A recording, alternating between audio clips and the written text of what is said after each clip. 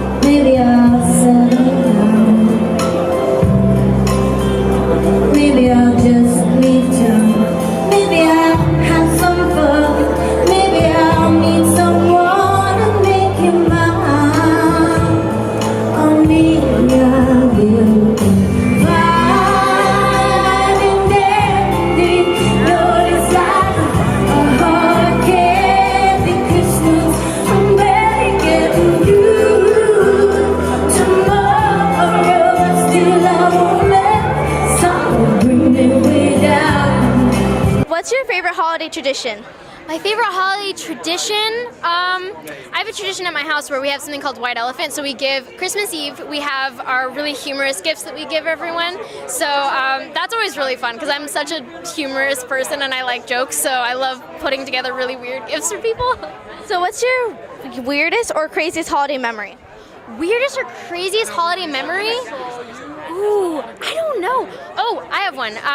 We throw like a Christmas party, Christmas Day, like after all the festivities. And my friend actually came over and she tricked us and she said that she like made this like homemade soda and stuff, but she actually tricked us and it was like ranch dressing soda and like bacon soda. That's probably like the craziest holiday thing that's ever happened. Well, one time we had Thanksgiving and I wanted to do something different. I wanted to do raffles.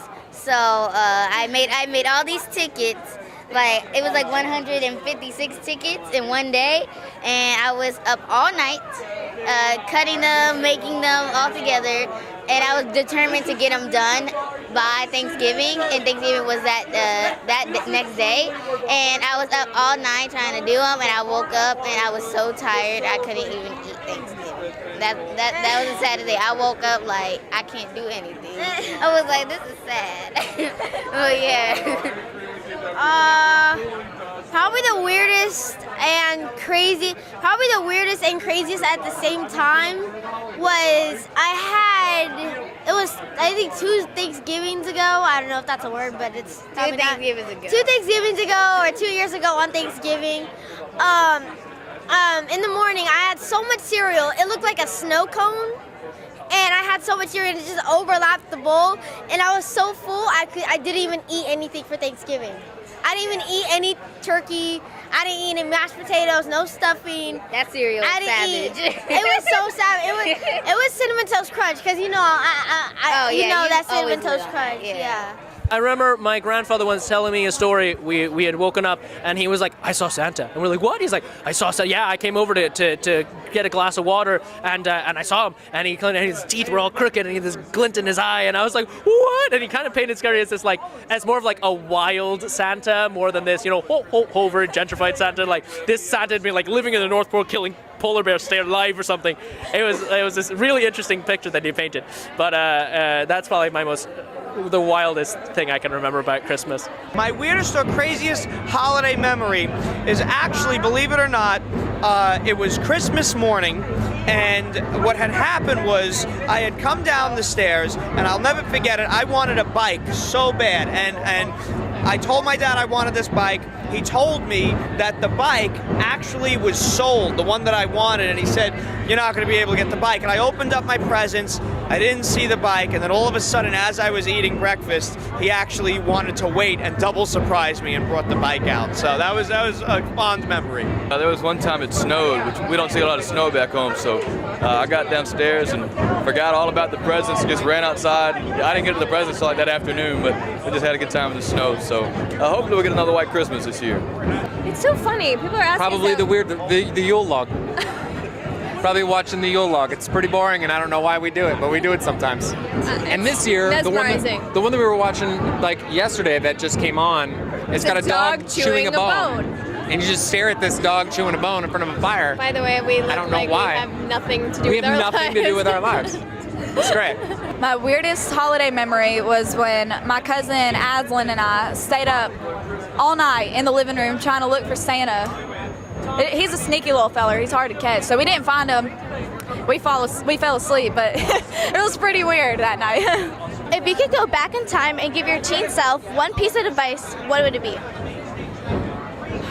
Honestly, probably keep your mouth shut, because that's like the biggest thing for me. I was always real sassy, so probably keep your mouth shut. That's the biggest thing. So if you could go back in time and give your teen self one piece of advice, what would it be? I would tell myself, as a teen, go back as if I was a teenager again. I would say, don't change anything. Just do exactly what you did, because everything worked out really well. Wow, that's good. Good question. I would tell myself, never accept no for an answer. When you believe in something and believe in yourself, don't accept no for an answer. I think kids hear that a lot. I think if I was 16 and I said, which I did, that I want to be an actor, my parents are like, no, you're going to be a lawyer. I listened to that a little because it's my parents, but when I got a chance to make my own decisions, I followed my dream no matter what, and I think that's important, no matter what your dream is, because you want to be happy in your life, you know? And it's difficult. The job is difficult, but it's okay when it's difficult when you're following your dream, you know? So I would tell myself that. Hey, I'm Jade Pettyjohn, and you're watching Teens Wanna Know. Teens want to know. Teens want to know. Teens want to know. Teens want to know. Teens want to know. Hey, it's Kenny G, sax player, and you're watching Teens Want to Know.